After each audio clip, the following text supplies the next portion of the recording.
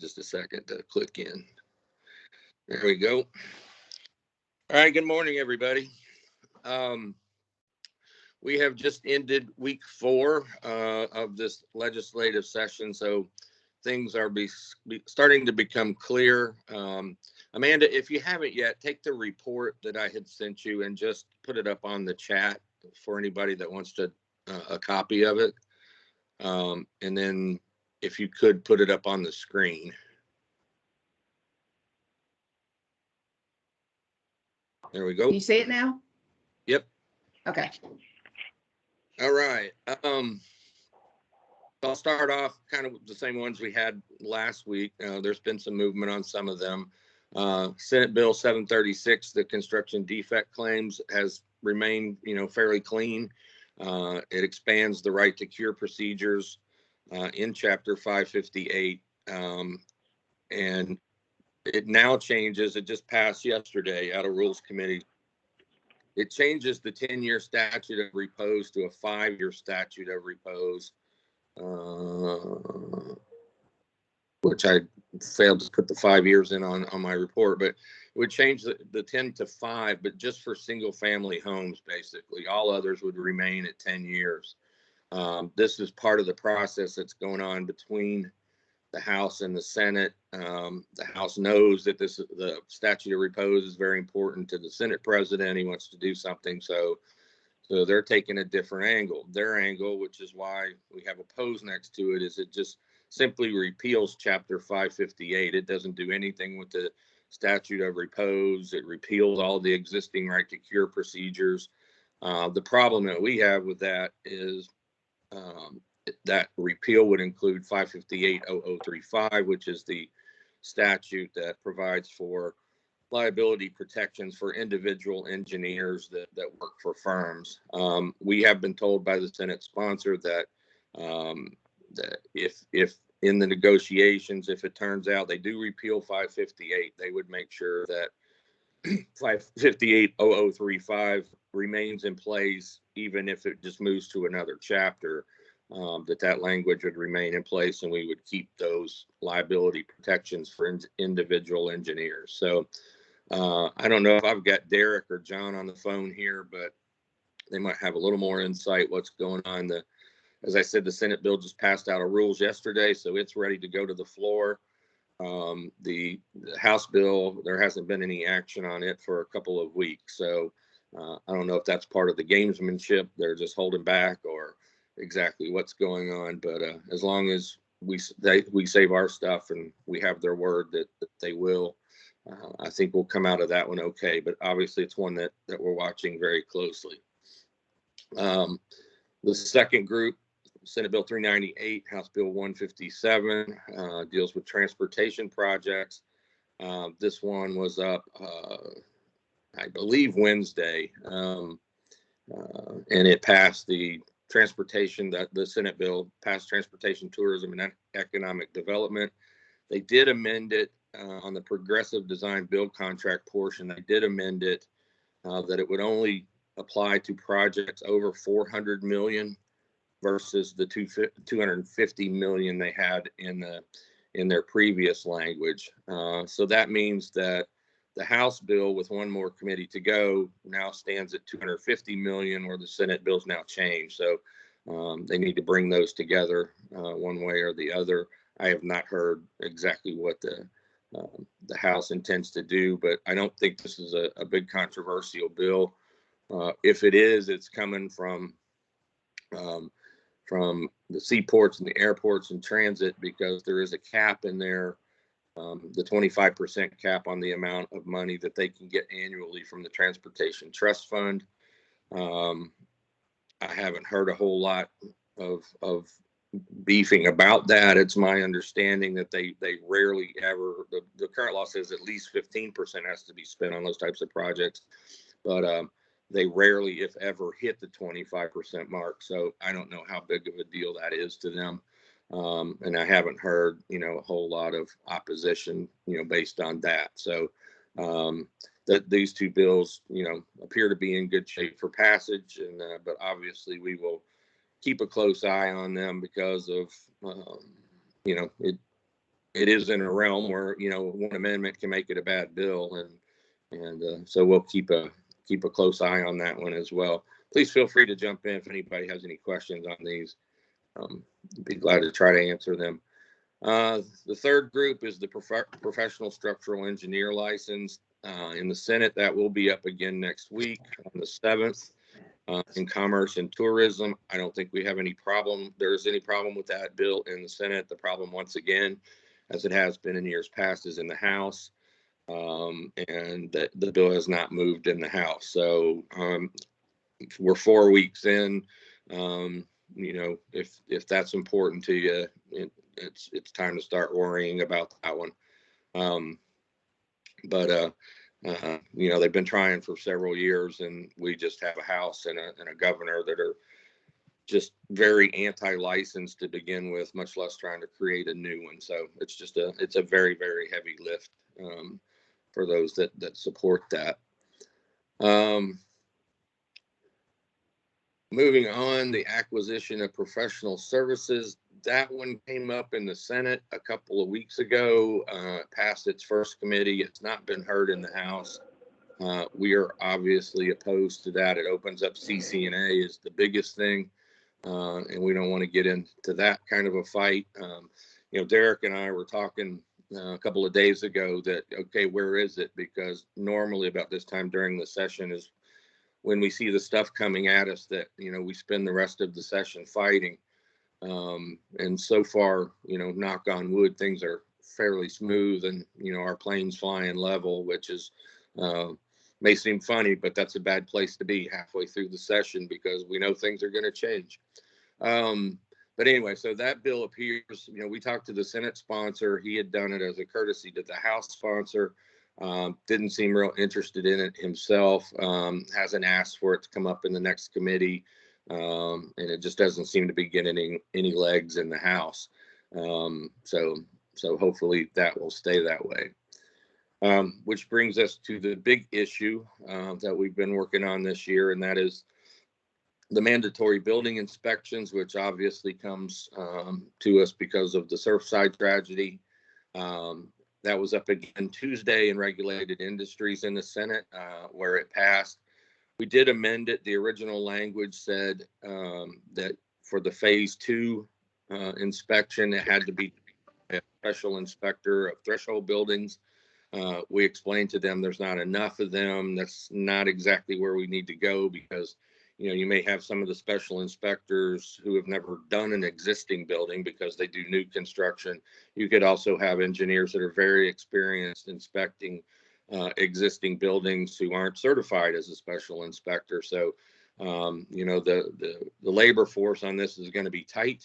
And so we need as many as we can. So we were able to change that language this week in the Senate bill to require 5 years of structural design experience and 5 years of experience with inspecting existing buildings, which was something that was important to the work group that helped put our recommendations together. Everything else basically remains the same. There were no other amendments for that bill. And so that one continues to move. The question is going to be now that the new one, the next one on the list, Senate Bill 7042.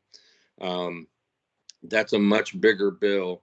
It takes the language from 1702 almost verbatim, with one exception, and incorporates it into this bill. But then it adds in all the other stuff that we knew that was coming. Record keeping requirements, reserve requirements, disclosure requirements, all of those types of things that the condo boards and the attorneys and different groups have been working on outside of what we've been doing, and it puts it all together. So that's a good thing. I mean, it's not dangerous in any way. We assumed it was coming. The way they did it, I don't know that we were expecting. I figured it would all just be put on to 1702 at some point. But this puts us in pretty good shape that we've got a separate bill that's got just our stuff on it, that if 7042 would blow up because of all the players that are now in that one. And the realtors, spoke that, they've got some real issues with some of the requirements in there because of the forms and different things they have to do when a unit's being sold and transferring ownership. would need to be revised, and the bill has a July 1st effective date on it, and they're saying, they just don't have time to do that. That doesn't mean they're against it. It just, they're pointing out, some of the logistical problems that, may be out there just, from moving so quick on this. And so I know they'll be working on that, but it puts us in pretty good shape in that we still have our separate bill sitting out there that deals with the structural parts, and only the structural parts that should 7042 blow up. Hopefully we can move 1702 to the finish line. But either way, we've got our language on two different bills. The only difference between the two is the way it's worded, as far as the size of the building. 1702 says for buildings greater than 3 stories, which would mean 4 stories and up. And 7042 says a building 3 stories or taller. So it would start with buildings that are 3 stories. So a minor little thing, they'll get it worked out. We put the message through, we'd rather see 3 than 4, and move forward that way. So we'll see how that works out. Now, the issue with this bill is we only have bills in the Senate. The House is yet to do anything. So I talked to a senior staff member over in the House to get his take on what was going on. He said they are looking at it. The House will do something. They're tracking the Senate bill 1702 especially, very closely, and he would look for something to come out next week. So that would mean it would be done as a committee bill. And committee bills can be kind of strange that, they pass a committee bill, they might give it other committee references, they might give it one, they might take it directly to the floor. You never know. For instance, 7042 was just done Tuesday. It hasn't been referenced to any other committees. It doesn't say it's going to the floor. We don't quite know at this point what they're going to do with it. The House committee bill will be kind of in the same posture. They can move it as a committee bill and then kind of do what they want with it. They can move it as fast or slow as they feel they need to. So we'll be watching that very closely and involved as soon as we know. They're not sure exactly which committee it's going to come out of yet. We have some ideas, but we'll just have to wait and see. And so I'm in touch with him. He's been around 32 years. He's got his thumb on everything going on. So I'll stay in touch with him so that we know what's happening and who's going to be in charge of it, and who we need to be talking to over there, and make sure there aren't any major changes to the part that was brought by our recommendations. Let me stop there because most of the rest of the report that we've had for the past few weeks, we can remove a lot of those bills because I just don't think they're going anywhere. So does anybody have any questions on the bills I've discussed so far?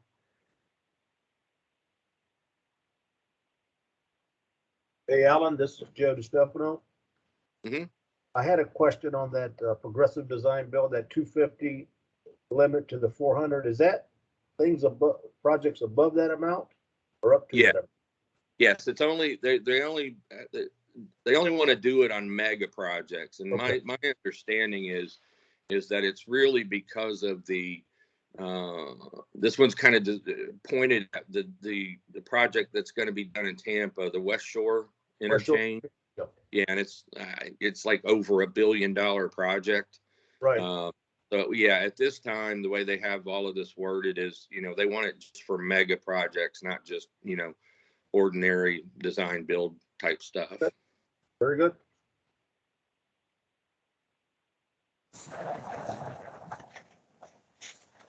Okay, any other questions on those bills? So I think we're in good shape on most of those. Obviously watching close, that it can change quickly, but most of them seem to be in pretty good posture, don't have a lot of opposition, maybe some tweaks here and there, and should continue to move on. With the exception of, we really have to watch that construction defect bill out of the House because we don't want to lose that liability protection. Looking on, and y'all can look through these, the municipal water, sewer utilities, the infrastructure project funding, none of those bills have been heard. I don't think they will get heard.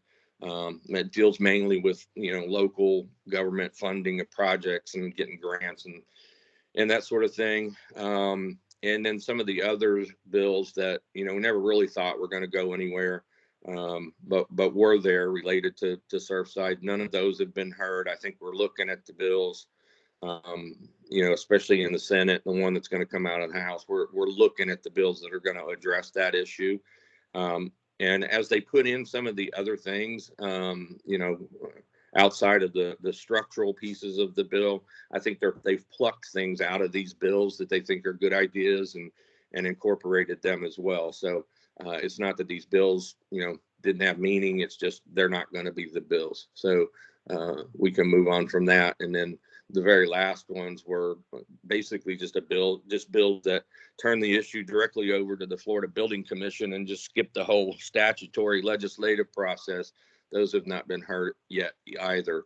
And the bill that we have in the Senate, hopefully the one we'll have in the House, both put requirements on the Florida Building Commission to come up with the standards and the rules for inspecting existing buildings. And, so that this will continue on. So for those people that maybe aren't getting quite all they wanted, out of the first bills, I think this is an issue that's going to carry on for, 2, 3, 4 more years as the process starts and we start to see what the Florida Building Commission wants to do as the folks, are really out there doing inspections. Do we have the workforce? What are they finding out there? How can we tweak it and make it better for them or better for the condos or, what have you? The question did come up in committee the other day that the bills only address condominiums and cooperatives, and why don't they address other types of high-rise structures, office buildings and that. Our recommendations did call for that it be all buildings. We weren't just after condos and such, but all of these bills so far just have it as condos and cooperatives. So things like that we might have to work on in the future. I think, to try to add that in now brings in a whole new cast of characters that would really put the bill in danger.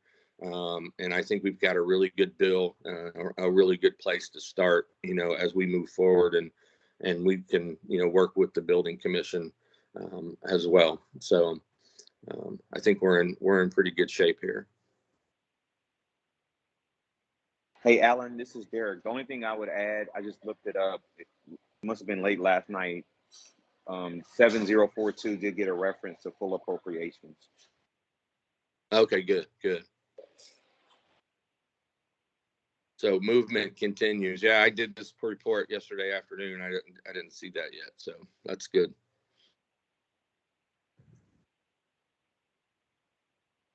And that looks like the only committee. Then it will go to the floor, Derek.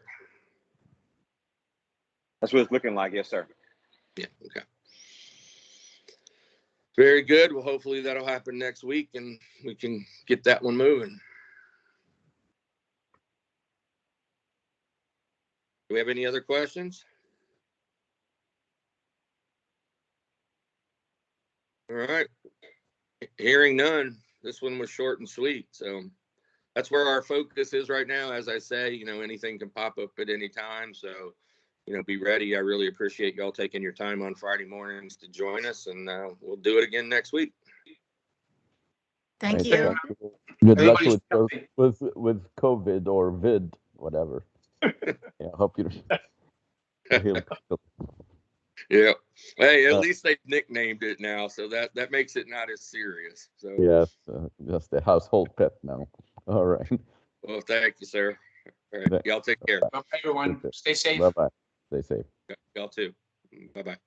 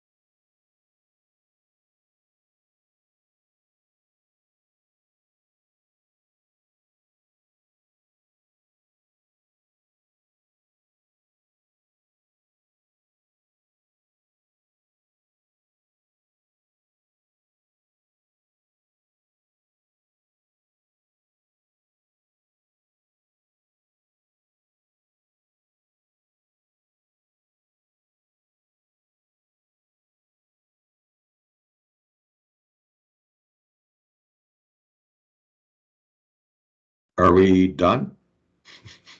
I guess we are. I missed it.